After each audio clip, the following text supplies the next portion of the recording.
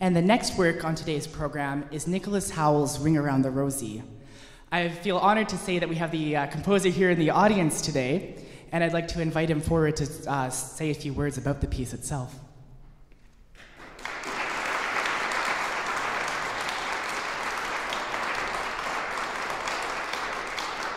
Thank you, Spencer, for having me here. This piece that you're about to hear, I started writing about 2005. You'll hear the Ring Around the Rosie folk melody within the piece. The piece started,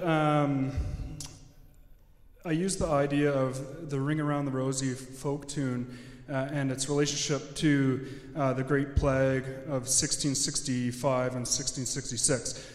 Now, I actually haven't found definitive research that the Ring Around the Rosie actually was based on the plague, but it made for good writing material.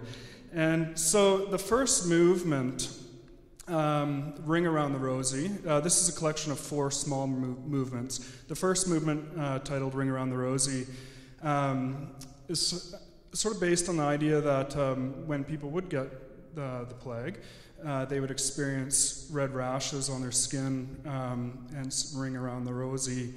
And so when you listen to the movement, it's I suppose it reflects the fear or the uncertainty that someone would experience finding out that they have the plague. The second movement, Pocketful of Posy, was the idea that it was believed that if you carried sweet-smelling flowers or herbs with you, that you could avoid getting the plague because they thought that it was carried through bad smells. So the second movement's it's a little bit sweeter than the first movement. Third movement, Ashes, Ashes, is kind of like the funeral march and possibly the cremation, of the dead to try and quell the plague.